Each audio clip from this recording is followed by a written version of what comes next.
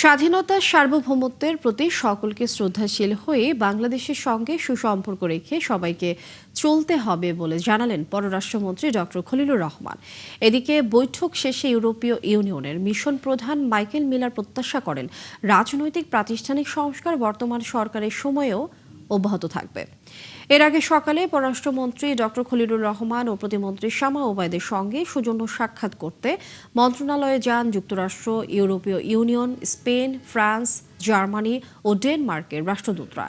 এর মধ্যে যুক্তরাষ্ট্রের রাষ্ট্রদূত ব্রেন্ট ক্রিস্টেনসেনের সঙ্গে মন্ত্রী প্রতিমন্ত্রী ঘণ্টাব্যাপী বৈঠক হয়। এতে দ্বিপাক্ষিক বাণিজ্য, সামরিক ও ইন্দো প্যাসিফিকের নিরাপত্তা নিয়ে আলোচনা হয়।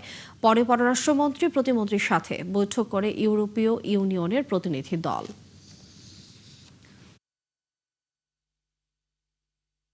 এই সরকারের প্রতি তাদের বিপুল আস্থা এবং আমাদের সঙ্গে ঘনিষ্ঠভাবে কাজ করবার তাদের যে একটা প্রবল ইচ্ছা, সেটা আমরা দেখেছি।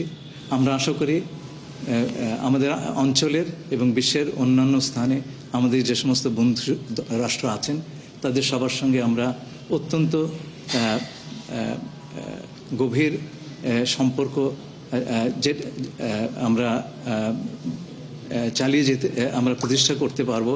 So we are looking at this new government to continue with a series of reforms that were launched under the previous administration. We look forward to the putting in place of judicial reforms, of the commercial courts, of work to introduce regularity into migration management. These are all particularly important issues for us. We are looking to exploit the full potential of EU-Bangladesh relations.